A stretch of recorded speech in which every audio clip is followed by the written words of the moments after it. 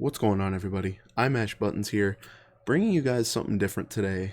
So usually, for those who are familiar with the channel, know I usually cover horror and manga, but this time around I will be doing a deck profile on my One Piece TCG deck that I made top 8 with at this past weekend's Great Pirate Festival, hosted by Mystic TCG in St. Louis, Missouri. So shout out to the Mystic team. They put on a great event, and I can't wait for the next one. So onto the deck itself. We have Magellan here, a leader who was deemed trash, unplayable before OPO2 came out. And now that we've really had a chance to get our feet wet, I really do think this leader is slept on. I think he's pretty strong in the right hands and the right build if you know how to play.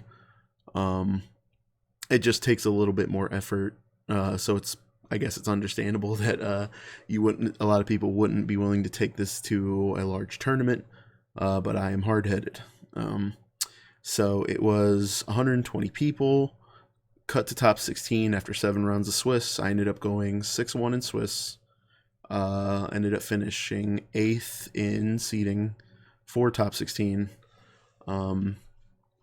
Played a good spread of matchups, played Smoker, 2 Laws, a Whitebeard, a Kinemon, a Zoro. There was my only loss in Swiss was to Doflamingo, which is the deck's hardest matchup, I believe. Otherwise, I feel like I played very well throughout the day.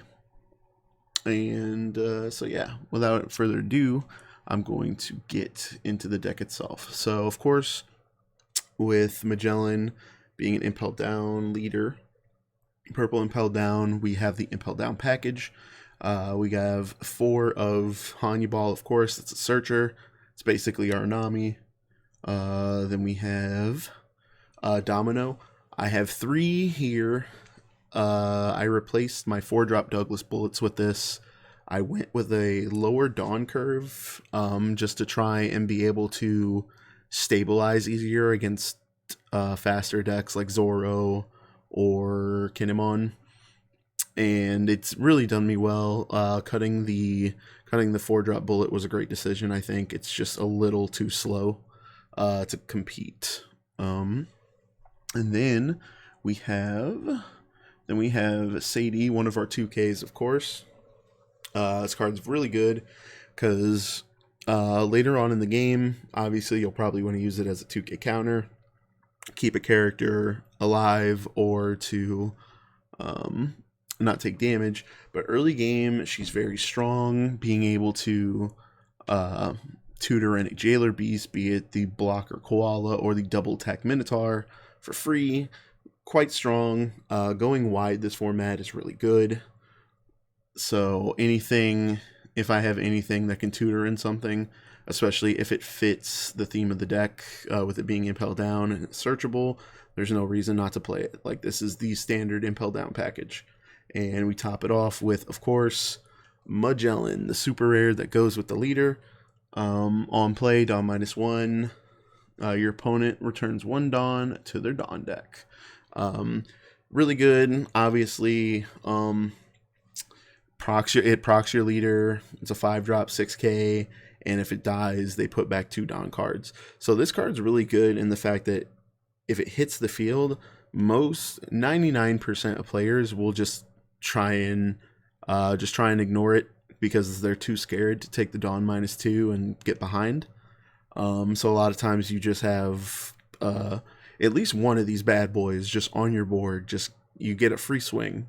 A free 6K attack every turn is great. And there's not really much else to say about it. It's kind of like that midpoint drop of the deck that screwing up people's Dawn curve is really big in this format. You know what I mean? Like, them not being able to play 9-drop Whitebeard on curve, or like a Mihawk on curve, or anything on curve. Anything where it throws a monkey wrench into their plans is good. Moving on, I think just gonna go over the 2Ks here. I play Shiki over Sasaki, simply just because of the trigger. Most of the time I don't I shouldn't even be playing these. Like if I'm playing a Shiki or a Sasaki, I'm in trouble. You know what I mean? And at that point, it really doesn't matter. But I'm playing Shiki specifically for the trigger. 9 times out of 10, this card is just going to be a 2K counter.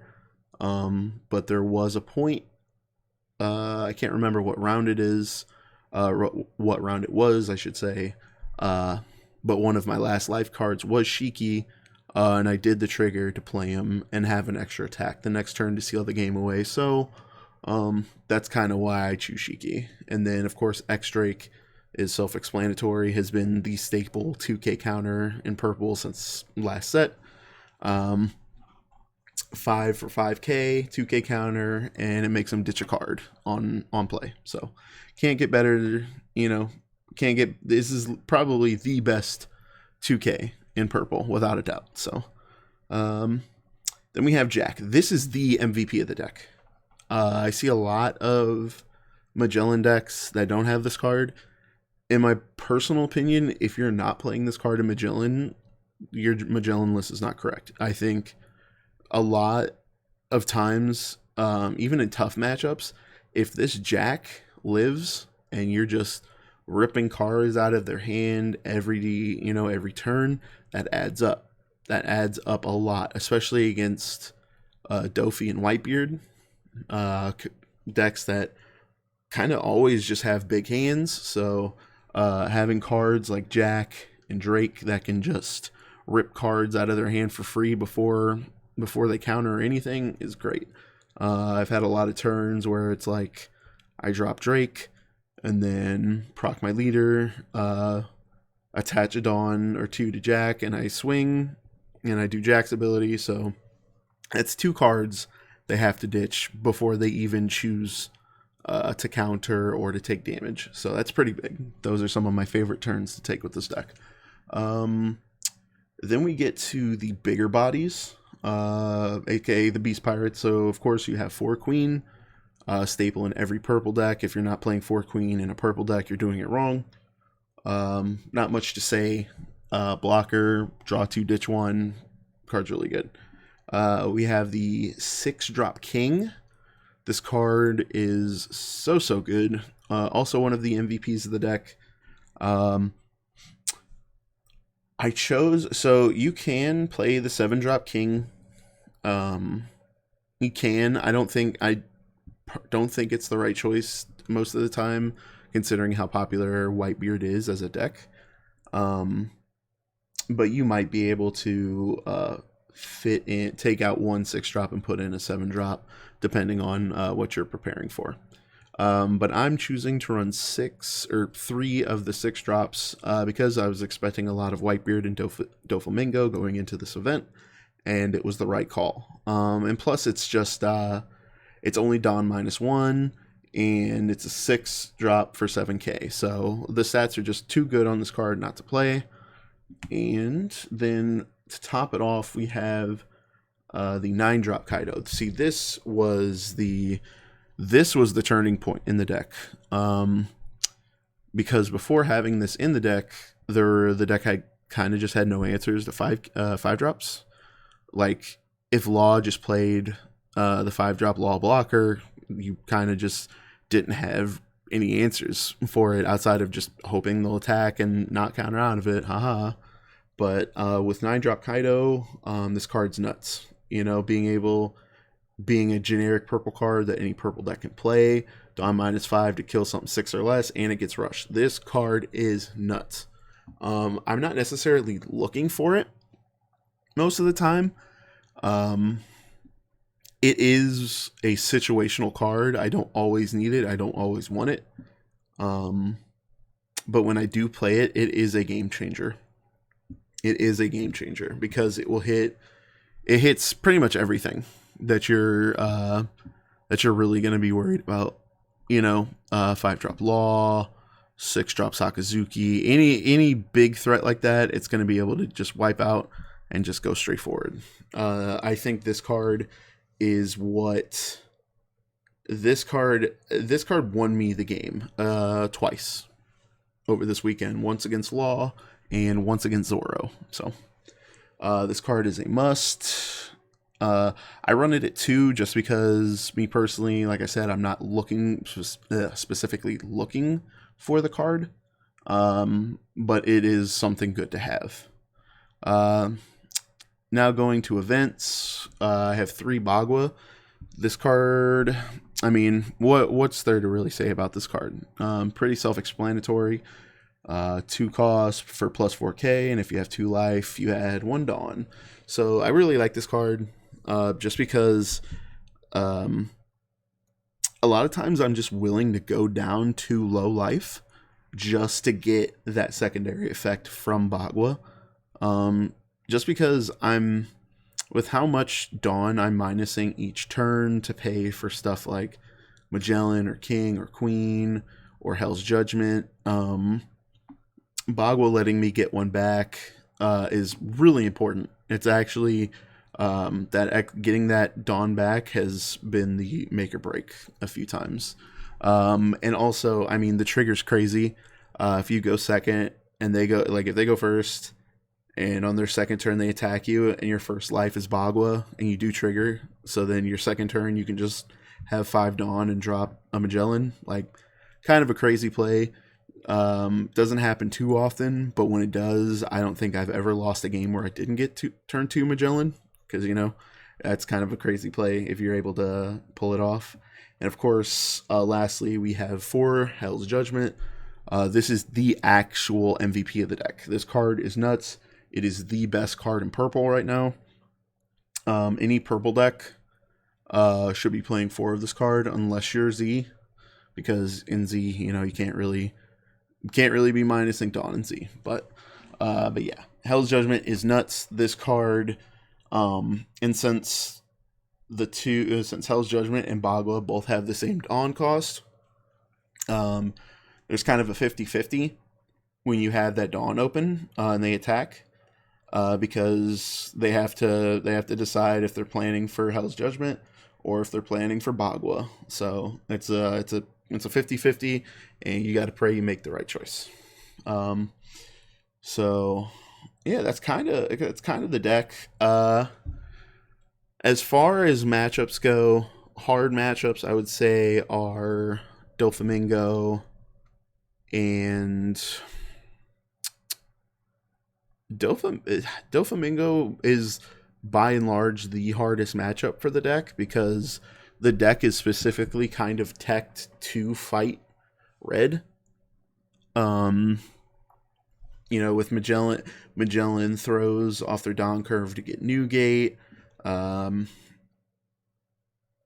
Jack rips cards from their hand and hits stuff like Nami and Sunika and stuff like that. So I kind of built this deck to fight red. And it just kind of does well against everything else by proxy. You know, just red's so strong, and if I'm teching to beat red, then everything else, you know, in theory should be fine as long as I play okay. Before I end this, there are a few cards in purple I want to talk about that I was looking to play and just didn't. The first one being Shiryu. I thought about using this card as opposed to Domino. This was one of the cards that was that I was going to play over Bullet, and I obviously chose to go with Domino instead. Just because the Shiryu's effect is just too specific. KOing up to one of your opponent's characters with a cost of 1 or less is good if you know there is going to be a lot of Zoro that you're going to be playing against. Otherwise, it's kind of just whatever. So the next card, well, the next card wasn't going to be Uta, but I do want to speak on Uta. I've seen a lot of people try Uta in their deck. Stop it. This card isn't good. It's a waste of a turn. You commit your whole turn to something that only gives 1k to stuff. It's not good. Stop playing it, please. I'm begging you guys. Here they are. And then 4-drop Uta. I don't think this card is good. I don't think it was ever good. The only reason we played it in OPO1 Kaido is because we kind of just needed another good purple card, and it was the best option. But to me, I want to play cards that hit the board and automatically do something. You know, they hit the board and they already have a presence. Like, I know she's a blocker, so she does have value when she drops. But the fact that Magellan's leader ability doesn't proc on their turn, just kind of means Uta's effect is kind of just whatever, you know. It's also just a lot easier to play around now. Like, I mean, even outside of Jet Pistol, there's always been Okiku. Now there's 4-drop Yamato. Like, the card's just so easy to play around. And even in OPO1, when the pool of cards was a lot smaller, most of the time this card was just counter fodder. So I didn't even consider it when building this deck. And then the last card I want to talk about, and like, for full transparency, I'm going to be slandering this card, Bullet. This card sucks. I see a lot of people playing this in the deck. Sorry for my stuttering. But this card, I mean, it's kind of in the same vein as Uta, right? Your whole turn is going to be dedicated to playing this card. You're going to be Dawn -4 to tap stuff. I mean, tapping 2/6 drops, 2/6 or less drops is, in theory, okay, but like I said, you're only tapping it. You know what I mean? Like, if you don't kill them that turn, if you don't kill them the turn you do it, like, it's just not going to work out. Like, your whole turn is going to be spent. Your whole turn is spent playing this card. It's just not worth it. And also, double attack is the worst keyword in the game right now. So that's really it. This card is just not good. I hope people stop entertaining the thought of playing it. So yeah, that's pretty much it for my Magellan deck profile. This is my first deck profile, so kind of don't know. It's probably not good, but I hope you guys enjoy. Hopefully I'll make another deck profile at some point, or maybe not. Who knows? But until next time, guys, consider dropping a sub to the channel. Would go a long way. Until next time, though, you guys take it easy and be kind to one another. Peace, everybody.